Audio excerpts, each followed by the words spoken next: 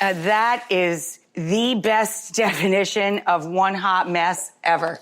Oh, so good.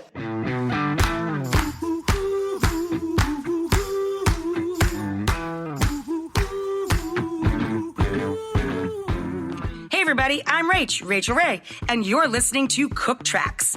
It's a brand new, super cool way to cook. Each episode will be right alongside you. Well, kinda, will be in your ear, taking you step by step through a dish or a meal in real time. We'll be adding a little pinch of tips, tricks, and fun stories to keep you guys entertained and up your cooking game. Needless to say, we've got your back in the kitchen.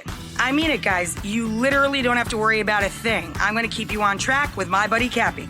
Think of him as our kind of play-by-play announcer for the cook-along. And since not all stoves are created equal, boy do I know that, if you guys get a little caught up, just hit pause. You don't have to read a recipe, and it isn't rocket science. This is not something you're supposed to take seriously. We want you guys to have fun. Follow along, and at the end of each episode, we'll have made a dish or a meal from start to finish together.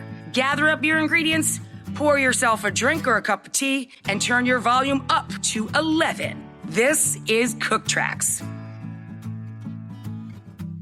For this episode, you're stuck with me, and I can't wait for you to make this dish. Let's talk prep work.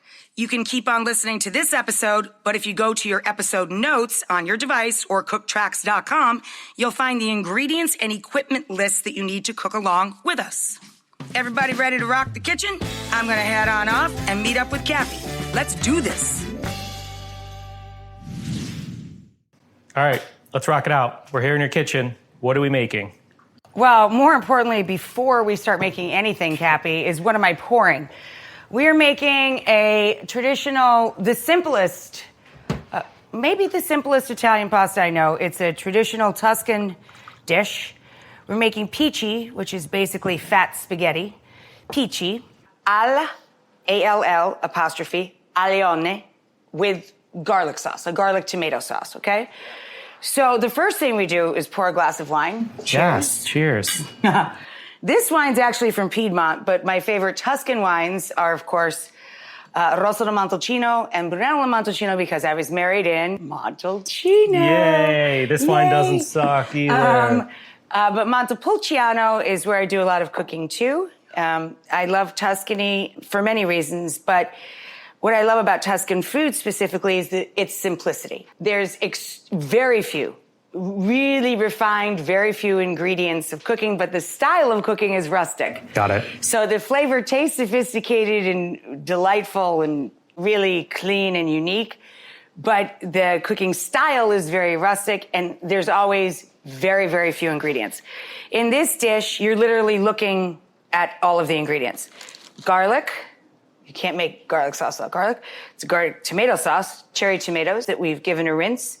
I bought them on the vine. They tend to be more sugary. They're a little bit pricier though, and you are going to cook them down, so that will intensify their sugar content regardless. So about 2 quarts, I'd say, or about 8 cups of cherry tomatoes per 1 pound or half kilo of Pici. To add to our garlic, you're going to use a whole bulb of garlic or 7 or 8 fat cloves. I peel my garlic when I bring it home from the store, so I already have a copious amount of it on hand. A few leaves of torn basil, so I have my basil. Butter and good olive oil, and the pasta itself. That's it. And salt, of course. And these days you can find mostly any ingredient anywhere, but if you can't get your hands on Pici, substitute? I would order it online. There's a million places you just Google it. Sure. There's a ton of Italian importers that ship. It's usually free shipping, and I buy, a bunch of different specialty pastas and just stock up the pantry once every 3 or 4 months. But a good solution for Pici, if you want to make it tonight or you just don't want to be bothered with going online, of course, any fat spaghetti. How about bucatini? How about that? Bucatini is fine. It's hollow in the middle. It's a much quicker cooking time. If you are making proper Pici, it's very dense and it is not hollow. It will take 20 to 22 minutes, legitimately, for it to cook. So anytime we're cooking pasta, the first thing we do is put a large pot of water on to boil. By large, I mean per pound, 5 to 6 quarts. Bring it to a full rolling boil before you salt it. Why do we salt the water? To flavor the pasta itself. Why do we wait till it boils? So the salt doesn't sink and scar the pot. Tip and tip. I use kosher salt. You can use coarse sea salt. That's fine as well. The coarser the salt, the bigger the mark it will make in your pot. So that's why we wait till the water's boiling. We're seasoning the water because it not only flavors the pasta, but we're going to use the water to marry the pasta to the sauce. We do that with anything.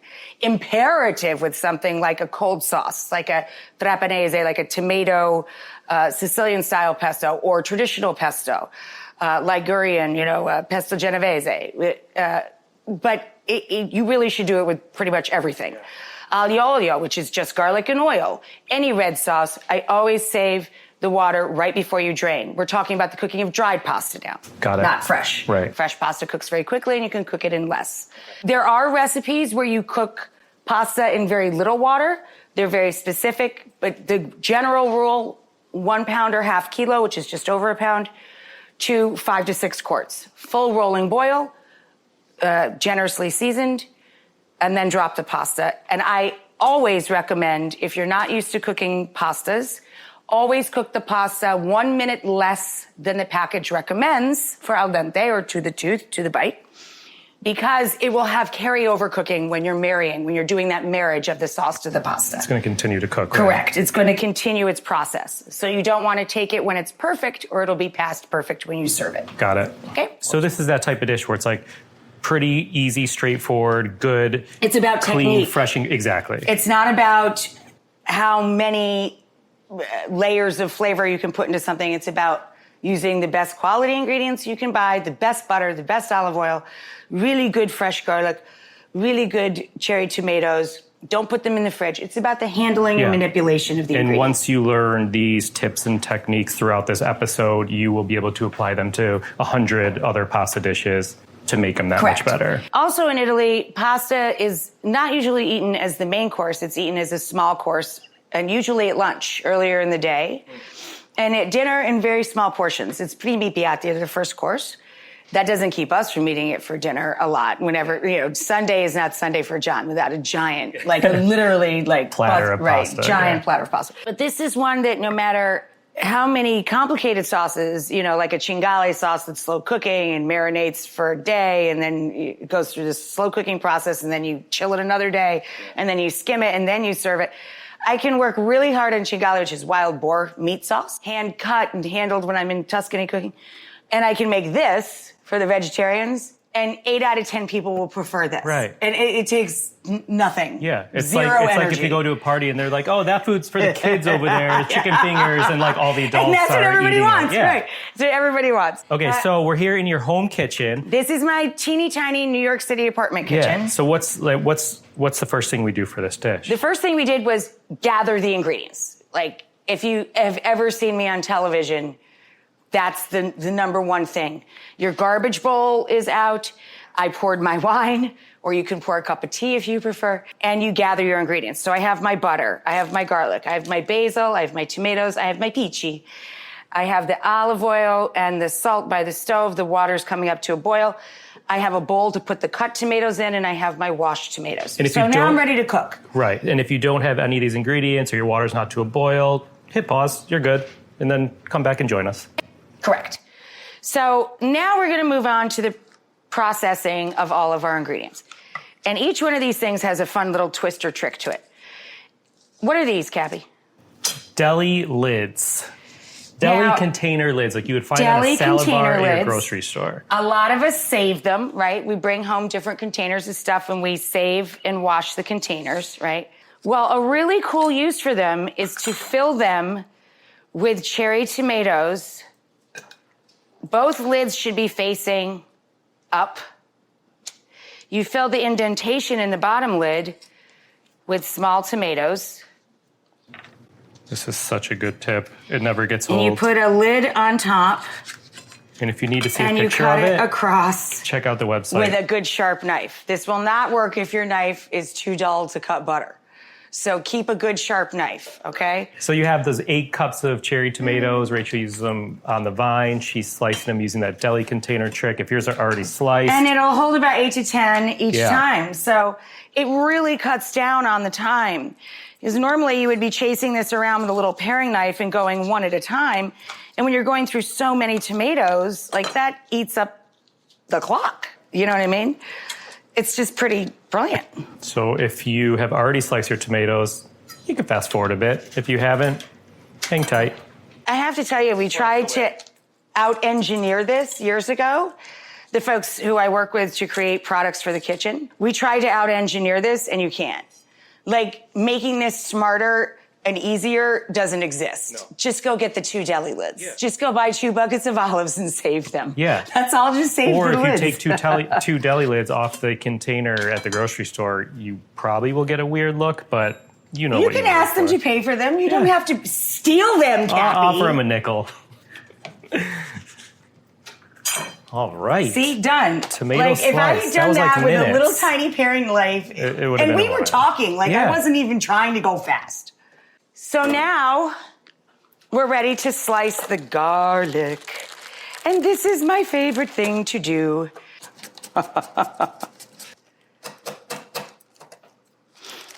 One more good fat clove, and I say we're good to go.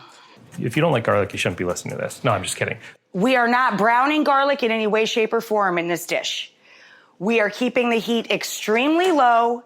This pan is on the absolute lowest setting. I turned it on low, low, low, as low as the pan goes, so okay? Big skillet. With a big skillet with a lid. I don't even use a skillet when I'm in Italy. I use my cast iron pots. But I thought for the purposes of this, it's easier for you to take pictures and see the stages if I use a wide open skillet. This is my 5-quart skillet with a lid. You need a pot with a lid. If I were cooking in Italy, I would simply use a cast iron or a stainless pot. Okay. A sauce pot. Sure. A big, deep, I'm going to make a pot of sauce pot. Okay? But we are working over low heat to start. Very low heat. So we're taking good olive oil, the stuff you don't normally cook with. Because we're working with low heat, we can do that. We can take EVOO, literally, and coat the bottom of the pan with it. Okay? It's 3 or 4 really fat, slow turns of the pan. You want to coat the entire bottom of the surface you're cooking on with a thin layer of olive oil. Got it. Okay? Slow turns of the pan. Now we're going to add butter to the olive oil. So we really need to keep this temperature low so we don't brown the solids in the butter and we don't bitter our olive oil. So we're melting this one into the other. The oil has a slightly higher cooking temperature than the butter. So we're putting this sweet, sugary butter into the oil and melting it. Incidentally, this is Italian butter. It is salted, not unsalted. This is butter from Parma, where they make Parmigiano Reggiano from the same cows. Any good butter, of course. But I always buy salted butter because Jacques Pepin told me he does. And now I only buy salted butter. And now I only buy salted butter because he told me to. So is the purpose of the butter in this dish, is it more for flavor? I mean, you need the fat. Sugar and the fat content, and it brings out the sweetness in the tomatoes. It's a very sweet sauce. Okay. Super sweet sauce. Okay. If you want natural sweetness, you're not adding natural sweetness. There's no sugar in this. Obviously, no need for that. If you want to add a little heat, and I'm glad you said that, you can add a half of a small chili, a red chili, preferably, but green is fine. Half of a small fresh chili or a pinch of chili flake. You don't add black pepper to this sauce. You only add salt. No black pepper is ever used in this sauce. If you want it to be spicier, if you like a little heat, put in half of a small chili. Okay. Period. And so you use your bench scraper. I used a bench scrape. Mine is called the food mover. It's a bench scrape with sides to hold more ingredients. I use the bench scrape to scrape my work surface, which is a very large cutting board. In my case, it's the entire countertop is covered with butcher block. And I use that to move that whole bulb of garlic, 7 or 8 cloves of very thinly. Look, it's so shaped, so thin. So garlic is added to the pan of oil and with butter. the butter and the olive oil. Couple fat tablespoons of butter and an even coating on the bottom of the pan of good fruity olive oil. And now we're just swirling. See how we're just keeping this moving? Very low. Take a picture of this. It's barely bubbling. Nothing is browning. It's barely moving. It's just gently melting, mushing all together. This is my childhood memory smell right now. Like when I was in my room and my mom was cooking that melted butter, oil, garlic. It's magic. Your mom is an excellent cook. I love her. You know, I don't eat sweets at all. I love your mother's rugla. Not that you give it to me until 3 months after Christmas every year. That was a mistake. Yeah. What did I come in here for, Cappy? Oh, the little chili pepper. I have some chili pepper in here. I'm going to add a half a chili just because I like things with a little heat. Yeah. But this is what I'm talking about. Just a little bit of a fresh chili.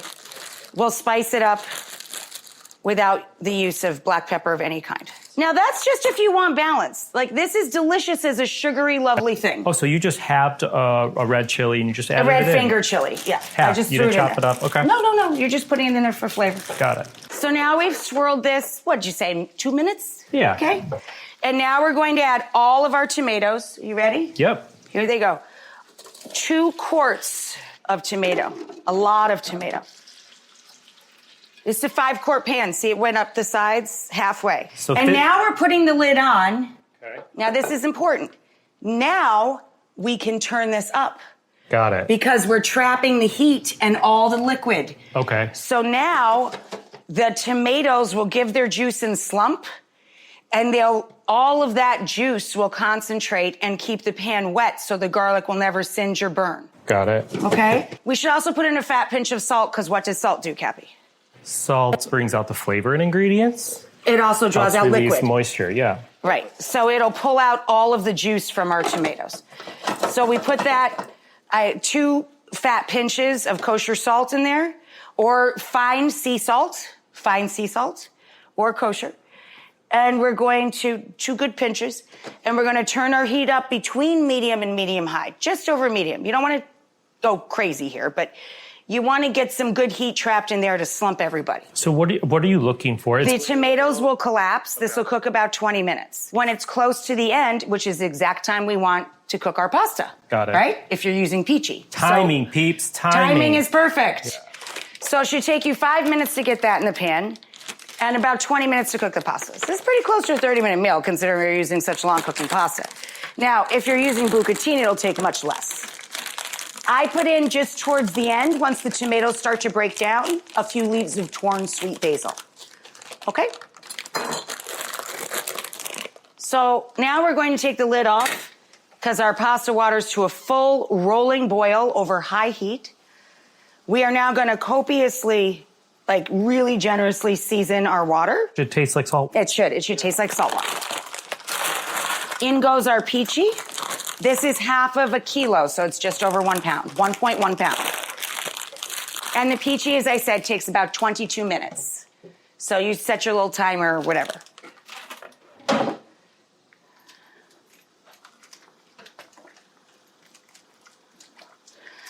And we just give it a little nudge every few minutes to loosen up the nest. Pici, they dry it in nests, so as it cooks down, you loosen up those nests. If you're cooking bucatini, it'll only be about 8 minutes, by the by. So sauce is on, starting to come up to a little bubble heat. Ooh, yum! You should. I kind of see bubbles forming on the bottom of that the tomato pan, which is what you're looking for. You're trying to break it down. But make sure it's covered. You have to put a lid on it. Yeah, put a lid on it. You're trying to keep everything in there. That flavor. So we have about, call it 20 minutes, at which time now you can... Drink wine! I was going to say clean, but drink wine. What's there to clean? I just cleaned the one bowl with the tomato. Yeah. There's nothing to clean. Everything was on the counter. What am I cleaning? You're good. Now, if you want to beef this up, literally, I serve it with sliced steak, tagliata. So sliced boneless steak. So sirloin, ribeye, boneless ribeye, thin cut steak with olive oil, garlic, and rosemary. Again, Tuscan, always simple. Lemon juice when it comes off the grill. Thinly slice it. And I serve it with escarole salad. So escarole, shaved fennel, onion, lemon juice, olive oil, period. Like, Tuscan food is so simple. So if you wanted to make this into a proper dinner, I would serve the tagliata, the steak, and the escarole salad after the first course, or this pasta course. Most people would just want to eat it in a giant bowl of this with a little green salad on the side. Yeah, I hear that. All right. That's certainly my husband. Sauce too. is cooking, pasta's cooking. We have a little under 20 minutes. You know, feed your dog, pour a glass of wine, change your kid's diaper. I'm just trying to think, what else do I do like while something's simmering away? You take twice the time to do that because you've got twins. Exactly, Yes. exactly. So I have a question. You want to talk about the flourishes? Yeah. Okay. Also on my counter are parsley and mint, grated pecorino cheese, and some Sicilian pistachio. Or you can use Piedmont hazelnuts, like really good hazelnuts or walnuts. I think a fun garnish for this, especially in the summer months, for me, is to serve it with a little very finely chopped grassy parsley and the bright flavor of a little fresh mint. I find it pairs really well with the cheese that everybody likes to serve with this and sprinkle on top or mix in when you're marrying it. Pecorino. Pecorino is sheep's milk, super salty, tangy flavor cheese. And the king of all cheeses, Parmigiano Reggiano, equally delicious with this or any red sauce, of course, is cow's milk and more like buttered, salted nuts in flavor. I think for texture, it's fun to put a little sprinkle of nuts on top. Again, it's a little flourish I do in the summer. In the winter, I don't bother with that. But in the summer, when I have tons of mint, tons of parsley, I like that grassy, fresh brightness that brings. And I love the tanginess of pecorino. My mom, especially if she's coming to dinner, she likes the texture. She's a big texture freak. She likes walnuts on sliced steak, like cracked Cerignola buttery olives and walnuts and anchovy butter if she's going to have a piece of meat. Actually, she's not eating meat anymore, but when she did eat meat, that's what she liked on it. Back in the day. Back in the day. Like, we use nuts a lot as garnish just to give texture and crunch to things. So I think pistachios or hazelnuts on this are also lovely. And the meatiness of Pici, it's got such a bite to it. It's like, you know, you really sink your teeth into it. It kind of stands up to putting a little bit of nut on it as garnish too. But none of this is traditional. Traditional is what we're doing. Salt, tomatoes. Okay, so save your hate mail. As she said, yes. None of this is traditional. The tradition is just the olive oil and butter in our recipe, and the garlic, lots and lots, and the sugary sweet tomatoes and a little basil. That's it. That's funny you mentioned your mom being a freak for like crunchy stuff. Stephanie Izard, who also has an episode in this series, is also a freak for crunchy stuff. I adore her. She's great, and everything she makes is like such a girl crush. Form of a crunch. So check out her episode. She's super cool. I kind of want to dive into this tomato pot now, but I know I can't. But look at how much liquid came out, Cappy. Yeah. It's only been like 5 minutes. What, 7 minutes? Something like that. Look at that. The pot is now 3/4 full. Like, you have so much more liquid now, right? It's amazing. It's amazing. It's like, wow. And once these break down, then I take the lid off and I let it concentrate. I let it kind of go back down a bit before I serve it. Would you do this with regular sized tomatoes, or is the traditional route with these type of tomatoes? I prefer it just with the sugariest, which are the small tomatoes. Certainly, you can make fresh tomato sauces, but their skins are going to separate. They're not as papery as the cherry tomatoes. I would peel them if I was just making a fresh tomato sauce. I would take the time to blanch them in the boiling water, cold shock them, peel them, and chop them. They're just a different product, you know, and the skins are different. Skins are tough on the larger the tomato, as you know, the tougher the skin gets. So that's just me. You could do whatever you want. I can't see you. You know what I mean? But if I'm making a fresh cherry tomato sauce, I slump it, I leave the skins on. If I'm making anything larger than that, I peel the tomatoes. I was just thinking about something. Just once today? Yeah, just once. I just said it's not a law, but it got me thinking. Like, obviously there's no food laws, and I'm kind of joking. If there was going to be like a food law, what would you make a food law? Like, never put cream in carbonara. You know what I mean? Something like that. Oh, never put cream in carbonara, for sure. Would that be the thing you made a law? The cardinal. There is no such thing. Now, you can make delicious pastas with cream. Sure. But carbonara should not be one of them. Same thing with risotto. You can make many risotto recipes that include cream. Many seafood risottos especially have cream. But risotto, by definition, should be creamy because you've developed the short grain rice itself. Because you took the time and the labor to make it creamy with the spinning of the spoon against the round bottomed pot. The spoon should have a hole in the middle of it to develop the starch in the rice. And that reminds me, we have Rocco DiSpirito this season too, who Love may him be too. making risotto. Just saying. He's fabulous. Now, again, Rocco may put cream in his, although that would surprise me because he's very health Italian, conscious. yeah, and Italian. But I'm just saying, to make risotto creamy by definition does not require cream. Got it. The recipe may add cream for sugar But that's not content what and gives richness, but you should have a creamy risotto regardless of whether or not you added that dairy product. Right. Okay, we're about halfway through here. Your tomatoes have been simmering. Pasta's been cooking about 10 minutes. So we got 10 minutes for you to learn more. All right, why are you obsessed with this dish or an ingredient in this dish right now? Because no matter how hard I work on a sauce, even if it takes me 3 days to make it, like the cingale, the wild boar sauce that I make every year for our anniversary. Every year for our anniversary, you've been there, many of them, we take a gaggle of kooky people to Tuscany, and most of them are musicians or cooks and chefs. So people sing for their supper, literally, and some people help prep the suppers. No matter how elaborate I make dishes, it's always the simplest, tiniest, nothing recipes that people are most in love with. And the reason I'm obsessed with this dish is that people find it so, like, groundbreaking. You know, when they make it, they're like, oh, that's so delicious and there's nothing in it and I can do it. It's very empowering, so I like how it makes people feel when they make it. That's really cool. That's my job, is to make people feel good about themselves, not about me when they cook. But I also love that it just makes you scratch your head. Like, no matter how much you try and outthink something or make it bigger, better, faster, stronger, the bionic or $6 million man of a dish, it's always going to be things like this that draw people. You know, ratatouille. Remy cooks ratatouille, this simple little vegetable, eggplant, zucchini, tomato dish for Peter O'Toole's character, the grumpy old food critic.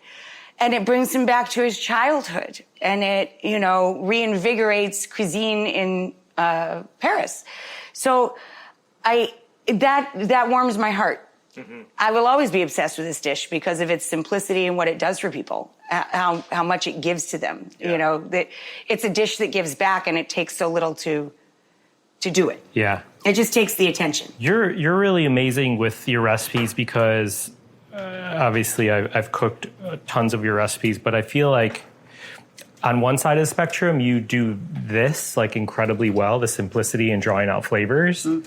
Because you're all about flavor in a dish, but then on the other side, it's adding an ingredient to complement other flavors. Does that make sense? Like sometimes you'll rattle off a recipe to me, and I'm like, oh, that's interesting. She's putting soy sauce in there or whatever. Yeah. And then I make it, and I was like, damn, that's delicious.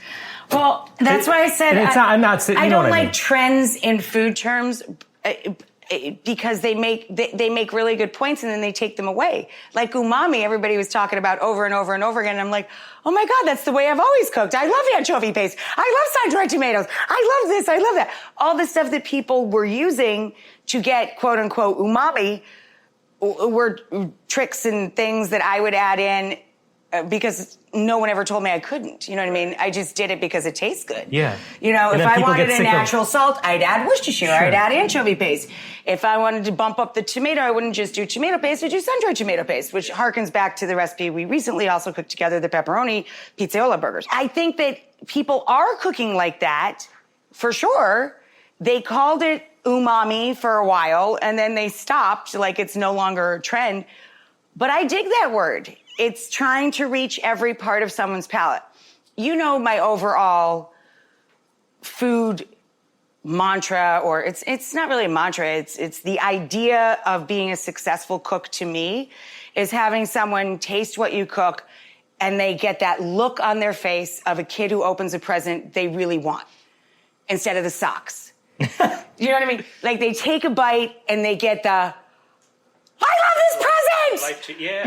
Yeah. Yes. Well, okay, so speaking of that. Like, and you could tell, especially with you, you got the boogly eyes when you like something. Your eyes go boing!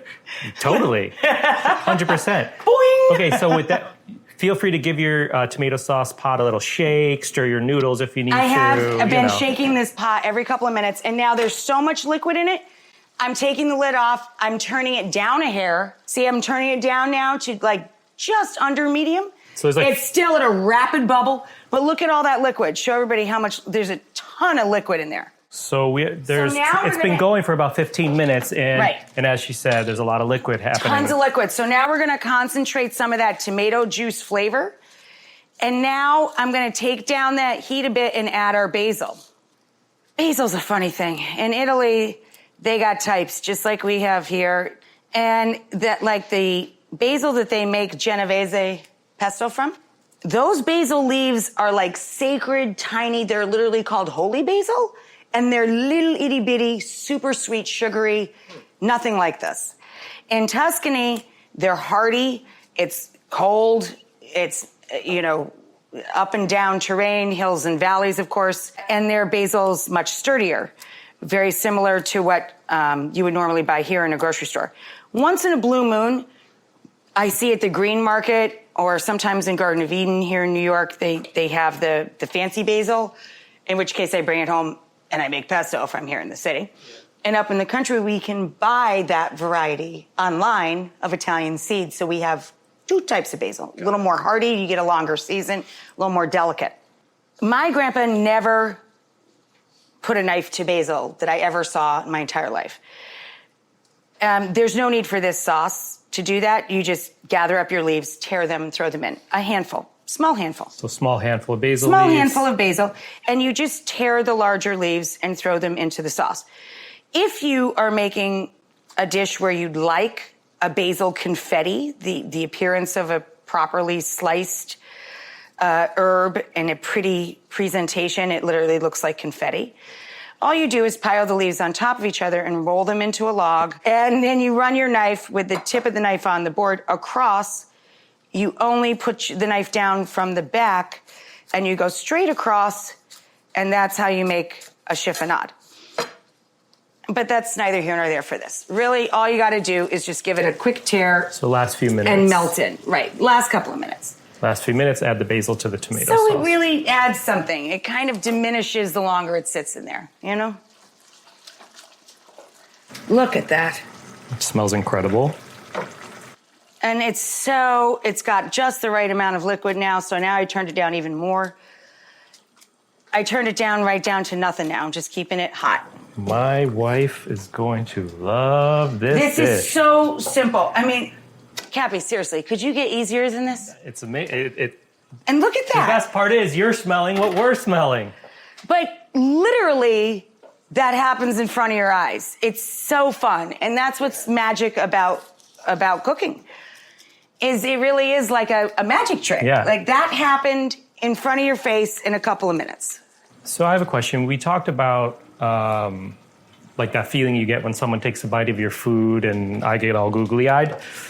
What's the last thing you made or that you ate at a restaurant that you kind of like stopped in your tracks and you were like, oh. Last night. What'd you make? Lamb and eggplant ragu with egg pappardelle and ricotta salata. Yum. My husband and I just kept looking at each other. My God. It was a ground lamb sauce with minced eggplant and egg pasta and that crumbled ricotta salata all over it. And mint? It was crazy. Yep, mint. Yep. Pistachio?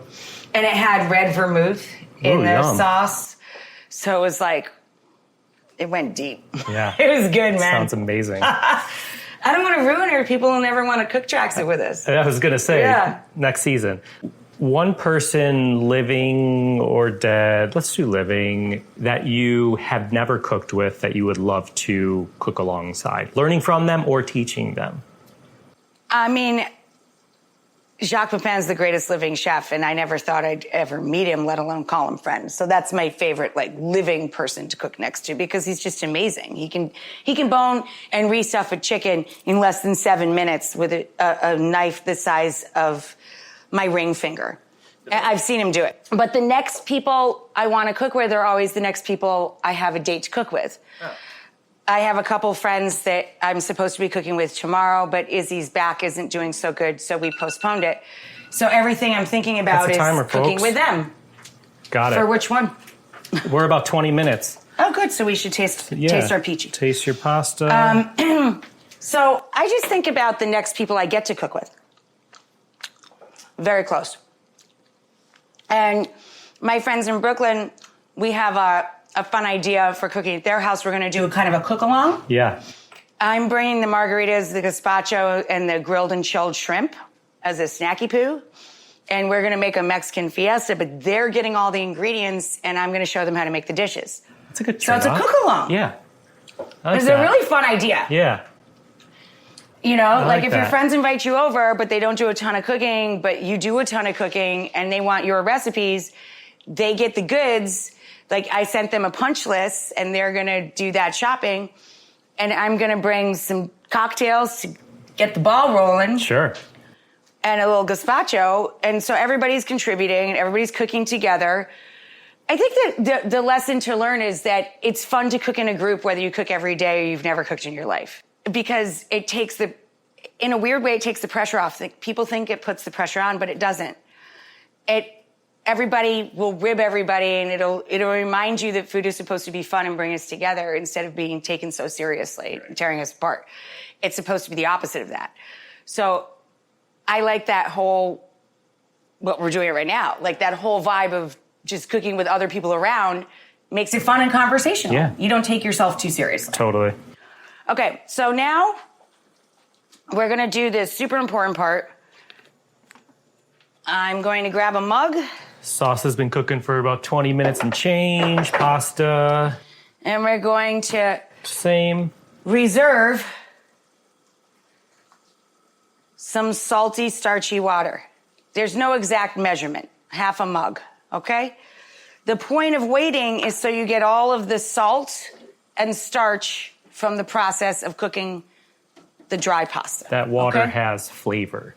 Strain in the pasta. Now, if you have a gas-burning stove, especially, before you drain your pasta, what do? Turn it off. Turn the flame off. Don't because catch what's that gonna rag happen, on fire. When you take I have a mapin, but if you take your pot bits or whatever near to that open flame, you will set yourself on fire. Yeah. And you'll never get to eat your delicious Pici. Yeah, and then your wife will say, why does it smell like burnt arm hair? And I was like, oh, I don't know. Never happened, but... Ooh, I forgot to shave my arm hair today. Straining the pasta. That was a little more than I needed to know about you, I burn my arm hair. Look at you have no arm hair on the inside. Yeah, I burn it all off. You burned it all off. This is digressed. Yeah. So pasta strained in a colander. Okay, pasta just went in with the sauce. Now, if you do not have a super deep skillet, would you grab that? Yeah. There was a rogue piece of Pici that went screaming across the room. If you do not have a big deep skillet or pot like this, you can drain the pasta and add part of the sauce to the pasta pot. Toss the pasta in the pasta pot.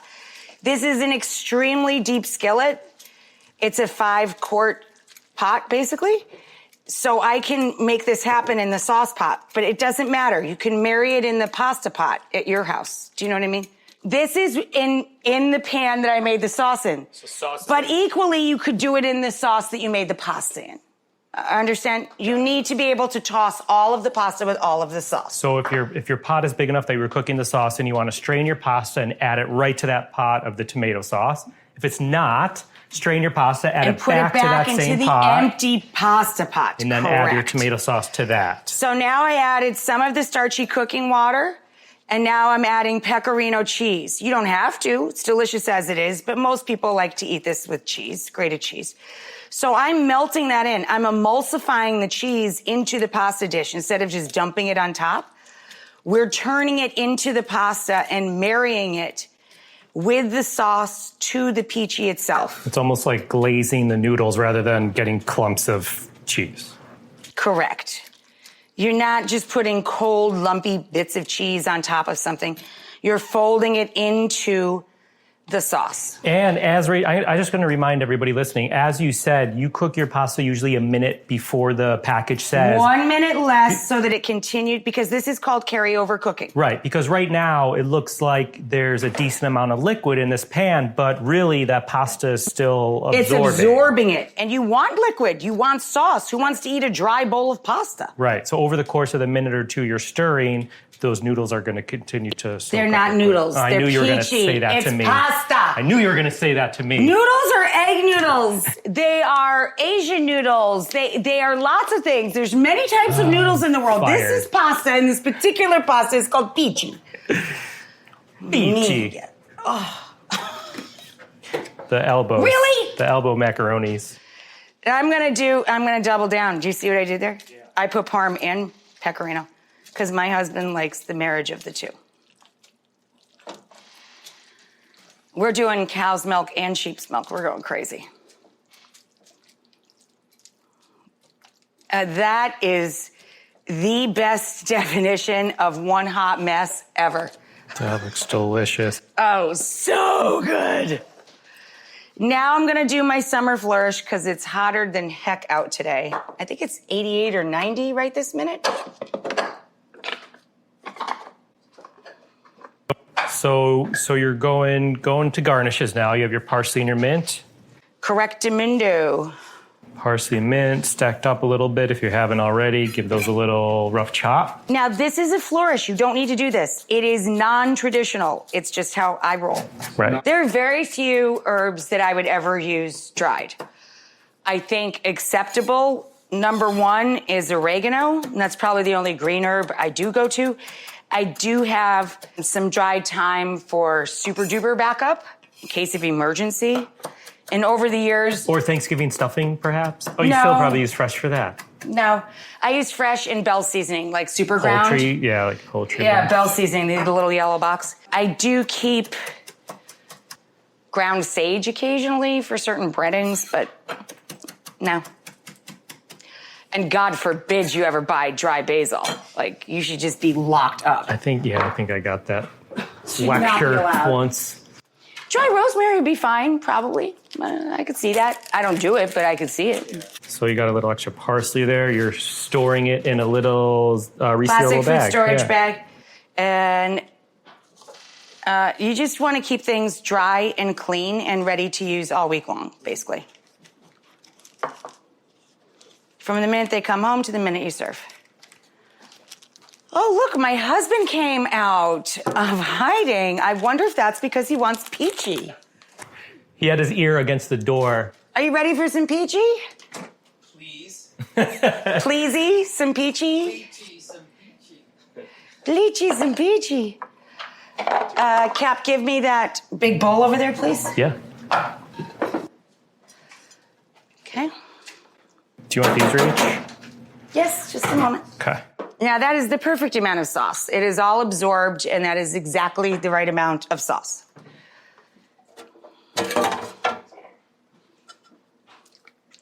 So pasta from the skillet, from the pot, into your serving bowl, your big pasta bowl, your big noodle bowl. Just kidding. Oh, you're so funny. Not. Sprinkling those fresh herbs over the top. Mm-hmm. Yum. And a little crunch. How about a little pistachio?